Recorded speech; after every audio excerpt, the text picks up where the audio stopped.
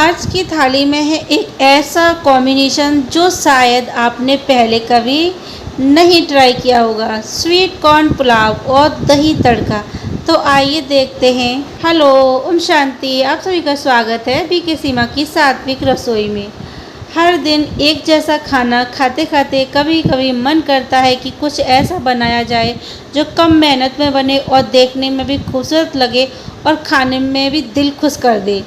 तो आज की थाली में है मीठे मीठे स्वीट कॉर्न से बना खुशबूदार पुलाव और उसके साथ स्वाद बढ़ाने वाला दही तड़का। सिंपल खाना, टेस्टी खाना। अगर आप भी कम समय में एक स्वादिष्ट और अलग लंच या डिनर बनाना चाहते हैं तो ये रेसिपी आपके लिए है, ज़रूर से ट्राई करें। चलिए शुरू करते हैं।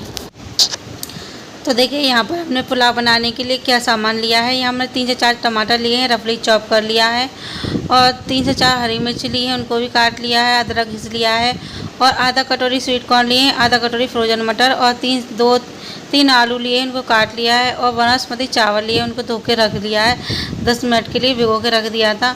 तो यहाँ पर देखिए कुकर में हमने तेल डाल के गरम करने के लिए रख दिया है।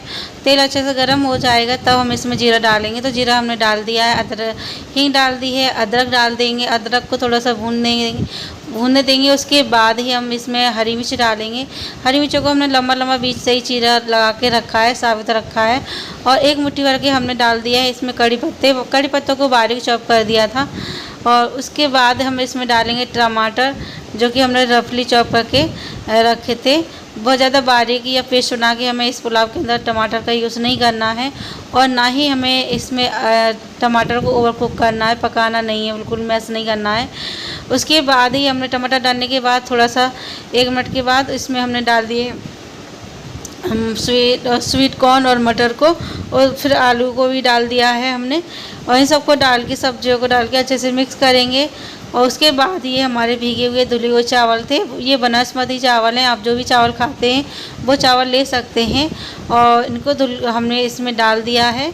और ये देखिए चावल और सब्जियों को सबको डाल के अच्छे से मिक्स करेंगे, 1 से 2 मिनट के लिए इस तरह से भूनेंगे। उसके बाद हम इसमें डालेंगे मसाले, यानी मसाले में बहुत ज़्यादा चीज़ों की ज़रूरत नहीं है। यहाँ पे हमने लाल मिर्ची कुटी हुई डाली है अपने टेस्ट के अकॉर्डिंग। यहाँ पे हमने 2 चम्मच भर के डाला है, क्योंकि ये कम तीखी वाली मिर्ची थी, इस वजह से। अगर आपको जितना तीखा चाहिए आप इस हिसाब से अपनी मिर्ची ऐड कर सकते हैं। तो मिर्ची डालने के बाद यहाँ पर अब हम इसमें डालेंगे पानी। तो पानी को ध्यान में से देखेंगे पानी में कितना डालना है, यानी कि 1 कटोरी चावल तो हमें 2 कटोरी पानी डालना है, और सब्जियां हैं तो इसके हिसाब से हमने यहाँ पर टोटल 2.5 कटोरी पानी डाला है।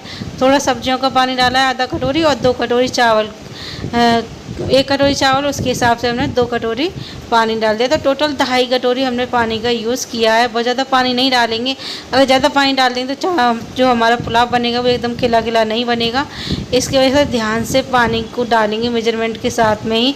और उसके बाद यहाँ पर हम डालेंगे नमक को भी अपने स्वाद अनुसार डालेंगे। तो यहाँ पर हमने अपने पुलाव के अनुसार 2 चम्मच भर के नमक डाल दिया है।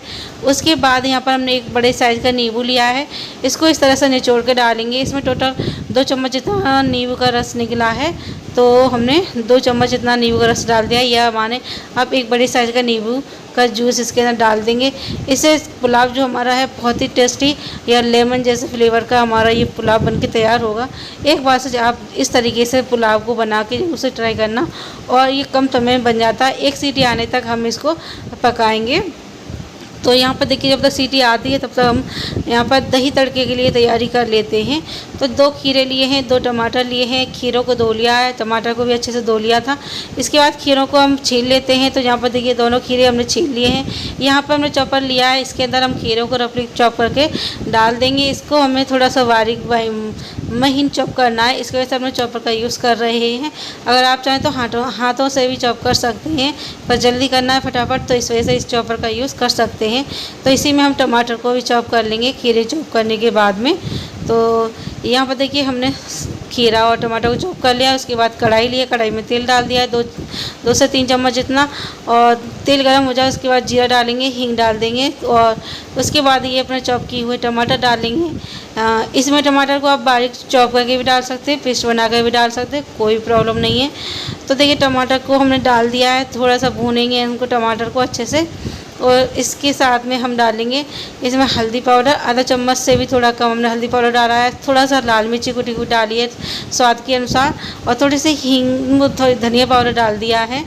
और फिर काला नमक डालेंगे आधा चम्मच जितना, और सादा नमक भी आधा चम्मच जितना हम डालेंगे। तो ये नमक और मिर्ची आप अपने टेस्ट के अकॉर्डिंग रख सकते हैं। तो देखिए आधा चम्मच हमने सादा नमक भी डाल दिया है, रेगुलर नमक जो भी होता है। और सबको डाल के अच्छे से मिक्स करेंगे और थोड़े से टमाटर सॉफ्ट होने तक इनको पकाएंगे। और जब टमाटर सॉफ्ट हो जाए उसके बाद जो हमने खीरे को चॉप करके रखा था उस खीरे को डाल देंगे। अगर आपके पास खीरा नहीं है तो आप बगैर खीरे के टमाटर के साथ में भी ये दही तड़का बना सकते हैं। कोई ज़रूरी नहीं है कि खीरा होगा तभी आप इस दही तड़के को बना सकते हैं, बगैर खीरे के भी इसको बना के ट्राई कर सकते हैं। तो देखिए खीरा डालने के बाद हमने 1 मिनट के लिए थोड़ा सा पका लिया था। हमें खीरे को ज़्यादा नहीं पकाना है, उसका क्रंच पर रहना चाहिए इसके दही तड़के के अंदर में। और जब हमारा 1 मिनट हमने भूनने के बाद गैस को हमने ऑफ़ कर दिया है। दही जब हम डालेंगे तड़के के अंदर तो हमारा गैस ऑन नहीं होना चाहिए, ऑफ़ होना चाहिए। तो हमने गैस को ऑफ़ कर दिया था, उसके बाद हमने इसमें दही मिलाना शुरू किया है। तो दही डाल देंगे हम, एकदम अच्छे से फेटा हुआ ताज़ा फ्रेश दही था, खट्टा नहीं लेंगे।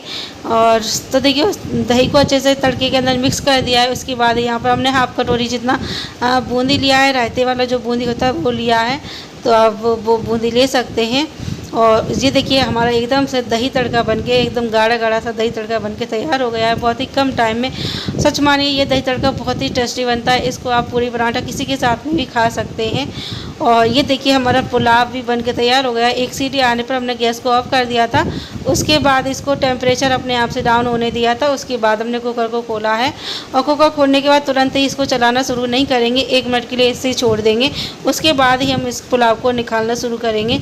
अगर आप तुरंत में खाते हैं तो आप कुकर से ही डायरेक्ट सर्व कर सकते हैं। अगर आपको थोड़ी देर बाद खाना है तो इस पुलाव को कुकर से बाहर निकाल के रख लें, और नहीं तो उसमें ओवर कुक होने के कारण से पुलाव हमारा मैसी हो जाएगा। तो देखिए सारा पुलाव हमने एक दूसरे बाउल में ट्रांसफ़र कर लिया है, क्योंकि हम इसको थोड़ी देर में खाने वाले हैं। तो देखिए हमारा एकदम से टेस्टी पुलाव बनके तैयार हो गया है, एकदम स्वीट कॉर्न का पुलाव, और ये दही तड़का साथ में बनके तैयार हो गया है। सच मानिए ये खाना बहुत ही टेस्टी लगता है, यम्मी लगता है। इसको आप सुबह दोपहर में लंच में भी बना सकते हैं, और डिनर में भी बना सकते हैं, या फिर कभी भी बना सकते हैं। जब भी आपका कुछ ऐसा हल्का फुल्का खाने का मन करे तब इसको बना कर खा सकते हैं। बहुत ही टेस्टी लगता है, एक बार ज़रूर से बना के ट्राई करना। तो देखिए तैयार है हमारा खुशबूदार स्वीट कॉर्न पुलाव, और साथ में भरपूर दही तड़का। जब कभी कम समय में कुछ हल्का स्वादिष्ट और अलग सा बनाने का मन हो तो इस कॉम्बिनेशन को एक बार ज़रूर बनाइए। अगर आपको ये रेसिपी पसंद आई हो तो वीडियो को लाइक करें, शेयर करें, और ऐसी ही आसान, सात्विक और स्वादिष्ट रेसिपी के लिए बीके सीमा की रसोई को सब्सक्राइब करना ना भूलें। तो चलिए फिर मिलते हैं एक और नई रेसिपी के साथ, तब तक के लिए ओम शांति।